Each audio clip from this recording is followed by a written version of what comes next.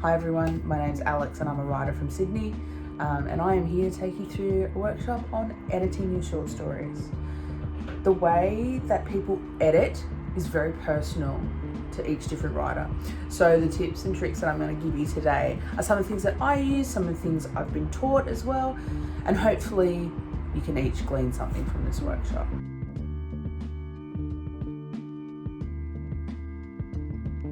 When we're talking about editing, I talk about two different types of editing. We have macro editing and micro editing, and I'll take you through each one. So for me, macro editing is looking at the big picture of your story. What are you trying to say? What are the themes, the ideas about your story? The plot. Is your plot threadbare or is it jam-packed full of events? Can you clearly identify your introduction or your exposition? Can you identify the conflict, the climax of your piece, and the resolution or the conclusion, because we don't always need to have a happy ending. If they're not clear, you probably need to go back and rework the story. Do you have a theme? What's the theme of your story? What are you trying to say? Or what do you want your audience to take away? And then the third part of macro editing is looking at the feeling. What do you want your audience to feel? Do you want to make them feel scared? Do you want to make them laugh? Do you want to make them feel curious about the plot or intrigued? Do you want them to feel suspicious? What can you do to make each one of those points very clear? Then we have micro editing, and that for me is looking at the nitty-gritty details of your story. So looking at things like punctuation, your grammar, spelling mistakes, and the way that it looks. So with punctuation, are you using punctuation? You don't have to, but sometimes you will.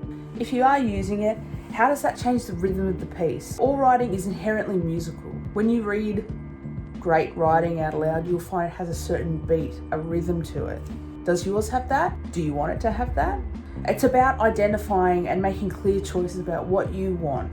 That's the biggest part of editing. What do you want your story to do? Then we have things like grammar. Does your story make sense? Is it accessible for people to read? And that goes into spelling as well. Are you using correct spelling to convey meaning, or are you using spelling mistakes as a way to describe a character maybe? If you make clear and strong decisions about your story, they will come through to your reader.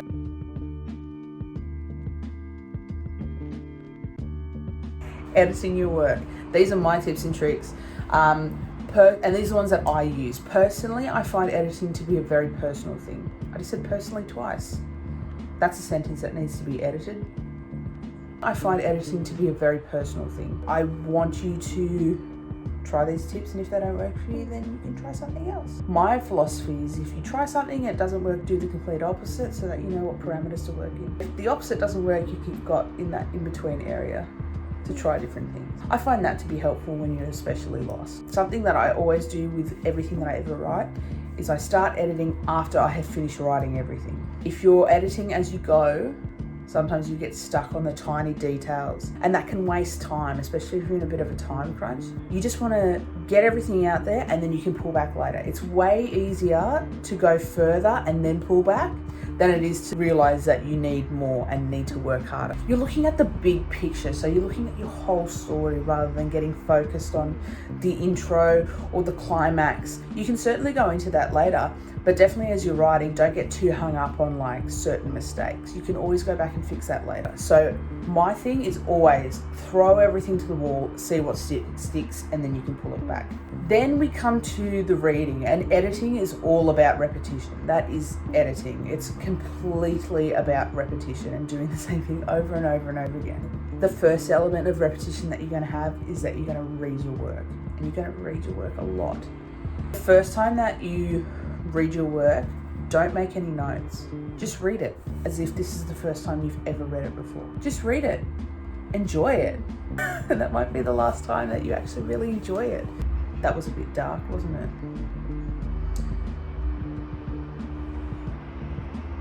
Yeah. Read it without judgment. Just read it as if you were reading another book. Then, after you've read it the first time without judgment, without making any notes, you're going to read it again. But this time, take a highlighter or a brightly coloured pen, and you're going to make notes. Like mistakes, could be spelling errors, or as you're reading it, you're like, oh, that's a plot hole that I've missed. I should really go back and address that. Just make notes. And then we go back through our notes and then we address point by point. I like to print out my entire whatever piece I'm working on, but that's just me.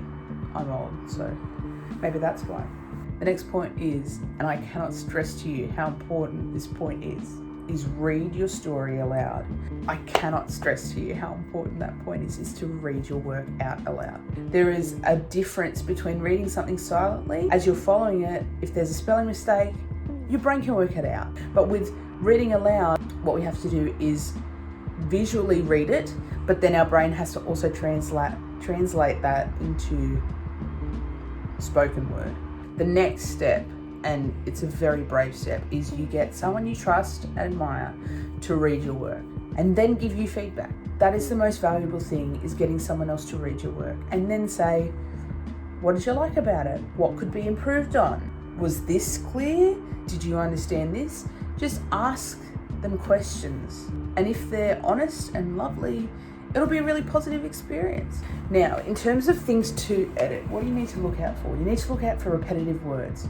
When you're reading it, it's boring because we know what the next word will come up. So look out for repetitive words. If you can find another word, or find another word for the same meaning, just Google synonyms for a certain word. If you feel like you're repeating the same phrase over and over and over again, I think you need to relook at why you've included that phrase or that feeling or that sentiment so many times. Is it an accident? Was it a direct choice? If it was a direct choice, why? What is that supposed to convey? You need to know why you're doing what you're doing. I think that's the biggest tip I can give you, is know exactly why you've chosen to do something.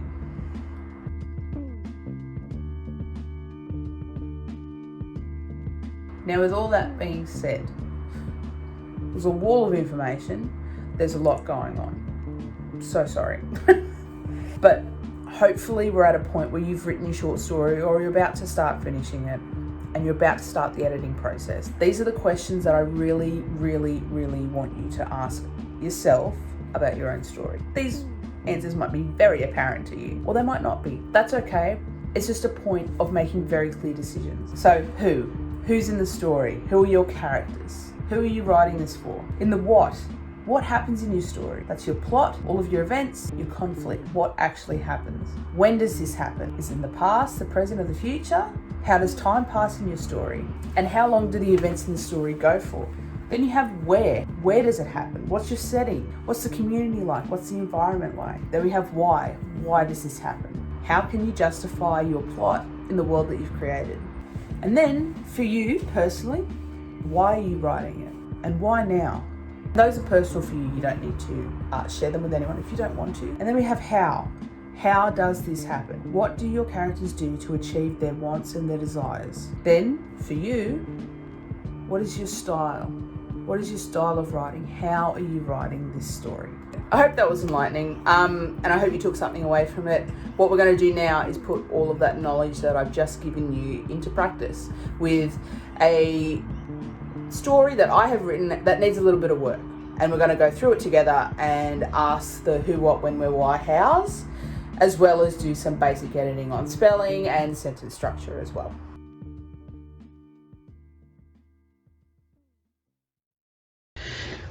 What we have on the screen is a story, just not done very well at the moment. So we're going to edit it together. First things first, I'm going to read it out aloud, because that's one of my steps of editing, is to read your own work out aloud. So bear with, I'm going to read it out aloud, and I'm so sorry. Where are you? The man with the big red hat called out. Where are you? Come out, I want to talk to you, he called out again, the man with the big red hat. He was also wearing a blue shirt. He called out, his voice echoing through the field. It was night, and she was squatting amongst the tall grass. She was trying to stay hidden from the man in the big red hat. She did not know what was about to happen, so she stayed hidden from him, the man in the big red hat. Why was he wearing a big red hat, she wondered. The tall grass itched her legs. She slowed her breathing so she could remain silent. The man stomped his way through the tall grass closer and closer to her until... Thunk! Ah! The man in the big red hat cried out. He had fallen down a ditch. She lifted her head above the grass to try and see where he had fallen, but she could not. All she could hear was his cries getting further and further away. What happened to him? She said out aloud to no one in particular. Feeling brave, she stood up out of the tall grass to get a better look. Walking through the tall grass, she looked across the field but saw no man. He had disappeared. An owl hooted at her as she walked through the field, taking enormous steps to avoid any ditches she may have fallen down herself. She walked over both uneven and even ground. She stumbled in the dark. It was scary. Feeling relieved, she kept on walking when she tripped over something. It was the man's big red hat. She tried it on. It fit perfectly.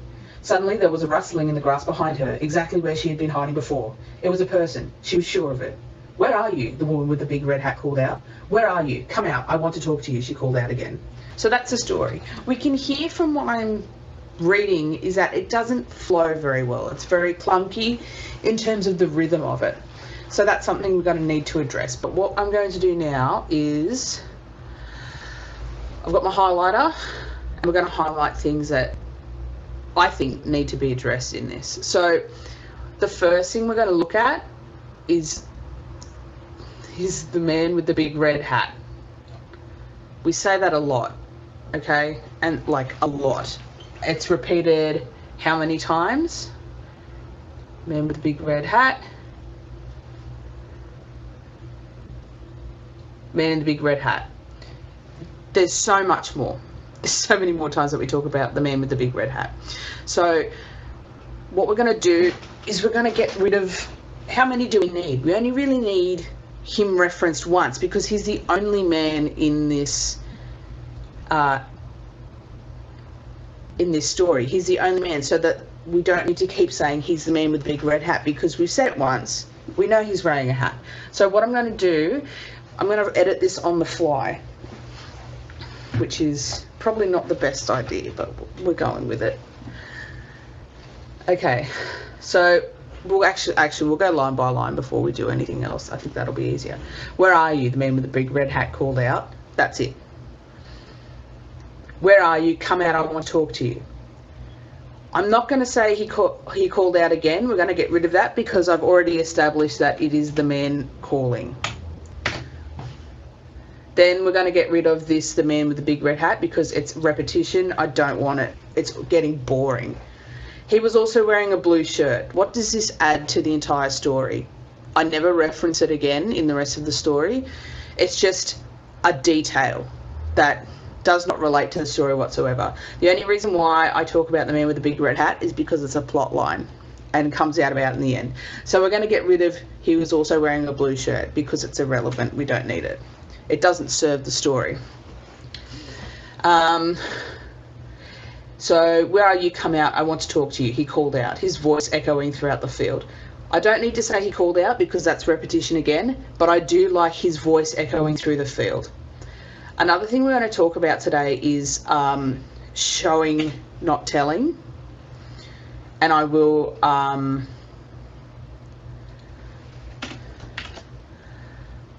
go into further detail about that. His voice echoed through the field.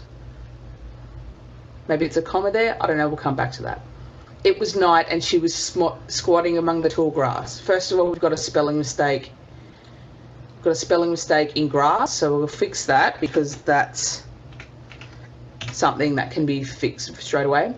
"It was night," so we're already telling.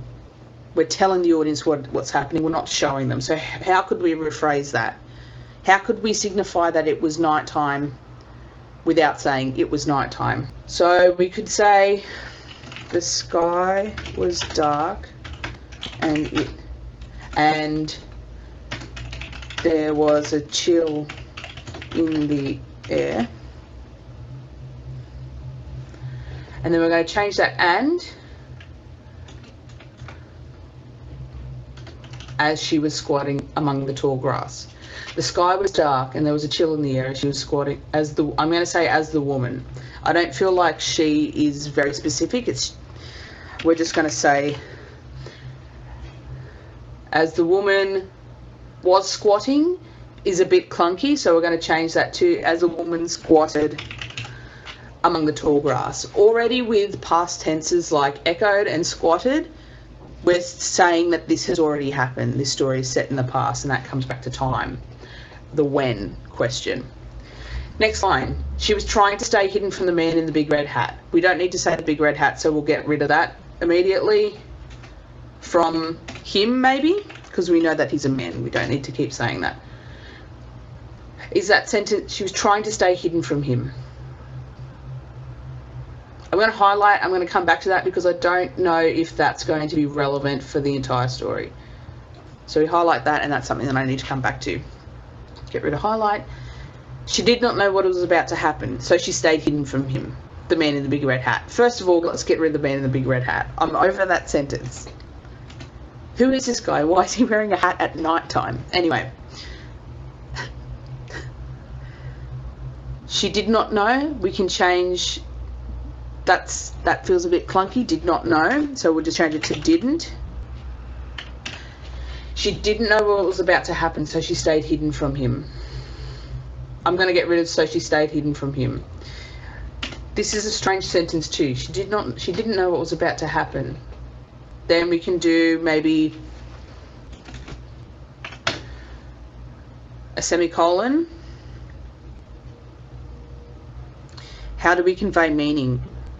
How do we convey the woman's emotional state without saying she was afraid or she was apprehensive?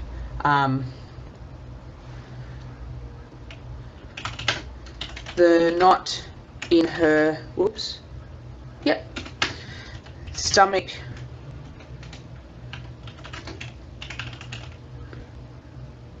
tightened. And that's feeling. We're describing how she's feeling rather than point blank saying she was feeling scared.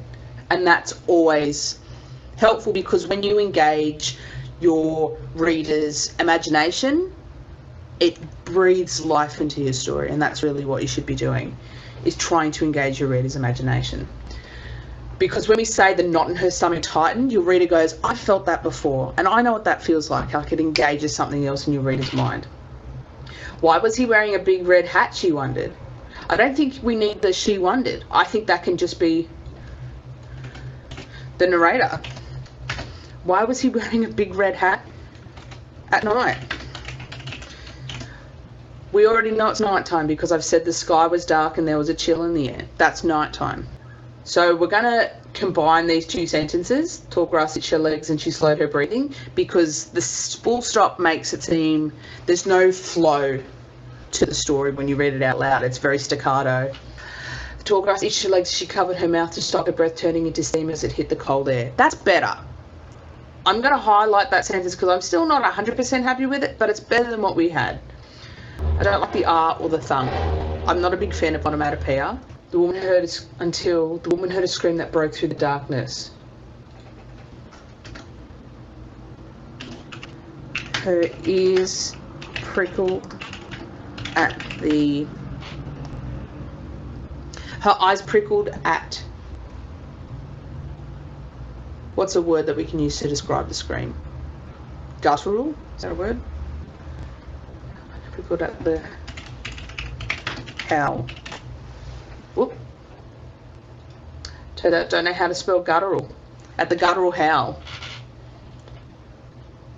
And then we get rid of the man in the big red hat cried out. There's also a spelling mistake there. Hate.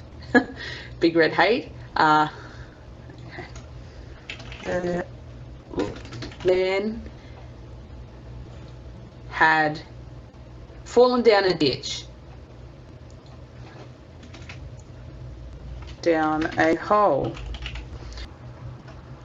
What happened to him? She said out loud to no one in particular. This sentence does nothing for the story, especially her saying out loud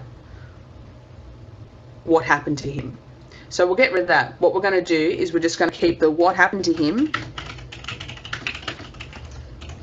as a question for the narrator, because I've already asked why was he wearing a big red hat at night. And that's in the narrator's voice, so it's a callback to that, to something we've already established.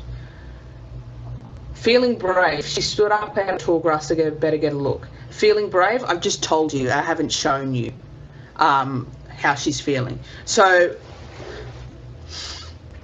now we have to think of like an image for her to feel brave. Gritting her teeth, she stood up out of the tall grass to better get a look. Now we can see that I've used to get a better look. Then I immediately say she looked across the field. So what's another word for look? Gazed or searched,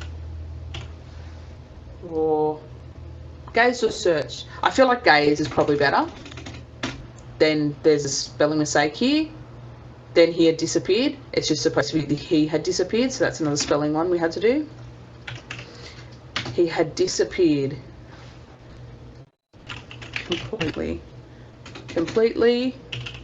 and all at once. That suggests that it was an immediate exit. And also otherworldly, because how deep was this hole? Completely and all at once. An owl hooted at her as she walked through the field. The owl, I never reference again. It's more of an environmental thing, but I spend way too much time on the owl. The owl hooted at her as she walked through the field. So we'll get rid of the owl because it doesn't serve the narrative. The woman started across the field, taking enormous steps to feel falling down a hole herself. She walked over both uneven and even ground. Then I continued to say, she stumbled in the dark. It was scary. We know that walking in the dark is inherently scary. I don't need to say it here. And also I can get rid of she walked over both uneven and even ground, because then I go on to say that she stumbled. I'm repeating the same thing. If she's stumbling, she's probably not being able to see where she's going, and it probably is uneven ground too. So we're going to get rid of that. Okay, she stumbled in the dark for what seemed like an eternity until she tripped over something. That's how we'll get rid of feeling relief she kept on walking, because it's a very strange sentence. Let's get rid of something because it's too vague. We'll say a mass or a lump. Let's say a lump. A lump laying on the ground. It was the man's big red hat. Why did she try it on? If you just saw like a man disappear and then he left his hat, would you be like, I'm going to wear that hat? I don't know. In this story, she is. So she tried it on. What was so special about that hat? Much to her surprise, it fit perfectly. Was this a magical hat? The man was far larger than she was, yet the hat fit both of them like a glove. It's a bit of exposition and it adds a bit of flavour, because we're going, why does this hat fit two completely different sized people? Suddenly there was a rustling in the grass behind her, exactly where she had been hiding before. It was a person, she was sure of it. I kind of like human better because it almost suggests that it couldn't have been a human, that it was an alien. Now we're getting the narrator into that weird murky, the narrator's not necessarily reliable. It was a human. She was sure of it, right? It had to be. And we'll use font, so italics, because the had to be has to be emphasized. It had to be, and that's where it comes to dialogue. Now, where are you? The woman with the big red hat called out. Where are you? Come out. I want to talk to you. She called out again. So all of this is a callback to what we wrote in the original, and that's like your plot twist is that this has always happened, right? I don't need to go through the woman with the big red hat called out, because we already know that she's wearing it. And I don't need to use she called out again. So we'll just use the dialogue. Where are you? I think it's just going to be she called out. Where are you? Come out, I want to talk to you. And that's it. And we've done it. We've edited things. We're going to have a look at these ones. So we'll come back to these. Okay, so let's read this now that we've edited it. And I just want you to remember what the original was like. Where are you? The man with the big red hat called out. Where are you? Come out, I want to talk to you. His voice echoed through the field. The sky was dark, and there was a chill in the air as the woman squatted among the tall grass. She couldn't be spotted, otherwise she'd get in trouble. She wasn't allowed to be there. No one was. The knot in her stomach tightened. Why was he wearing a big red hat at night? She covered her mouth to stop her breath turning into steam as it hit the air, signalling her position. I'm just going to put a comma in there, because it breaks up the sentence rather than reading it as, she covered her mouth to stop her breath turning into steam as it hit the air, signalling her position. Like, there's got to be a bit of a breathing room there, so that's why I've added that comma there. The man stomped his way through the tall grass closer and closer, and I'm going to add another and closer, because it brings up the anticipation, until the woman heard a scream that broke through the darkness. Her ears prickled at the guttural howl. The man had fallen down a hole. She lifted her head above the grass to try and see where he had fallen, but she could see nothing. All she could hear was his cry getting further and further away. What happened to him? Gritting her teeth, she stood up out of the tall grass to get a better look. She gazed across the field but saw no man. He had disappeared completely and all at once. The woman started across the field, taking enormous steps for fear of falling down a hole herself. She stumbled in the dark for what felt like an eternity when she tripped over a lump laying on the ground. After taking a very quick peek, she realised it was the man's big red hat, but the man was missing.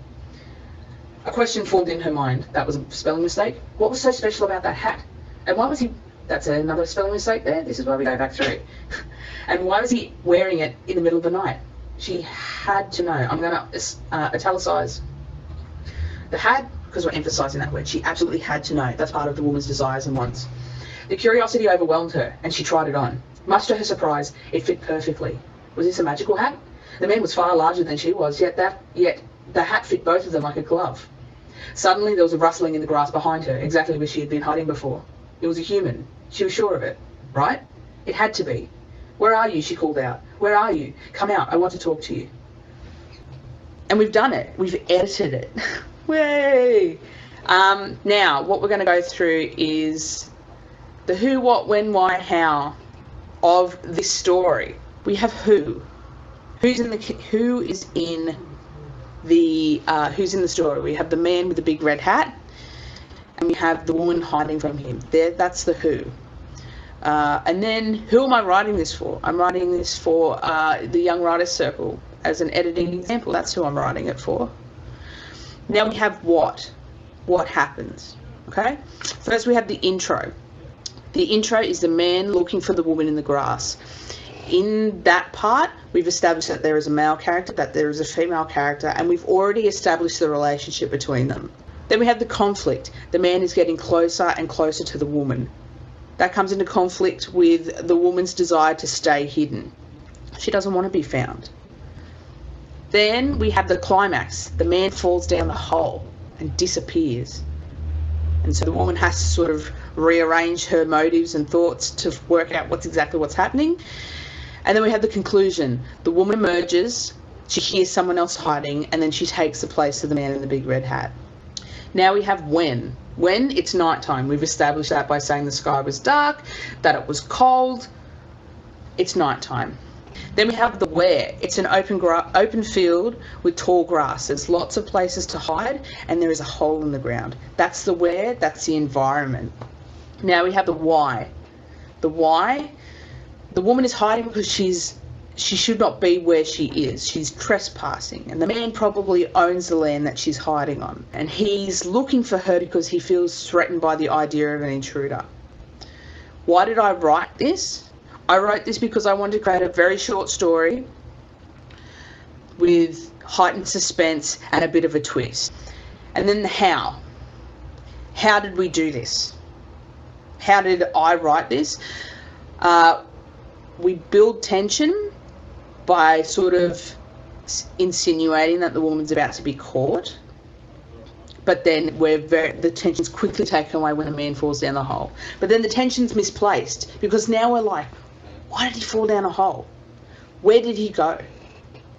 And then it rises and rises and rises until we realise that this keeps on happening all the time. Again, it's a cyclical story because she hears an intruder in the grass. And that's the form. That's how I've done it. And that's the where, what, that's the who, what, when, where, why, how. It's easy. It is a very helpful trick for you to understand how you have formatted this story. That's that's going to be the end of the workshop, guys. I really appreciate you watching. I hope that this helps, and I wish you luck with the rest of your story writing. Okay, bye.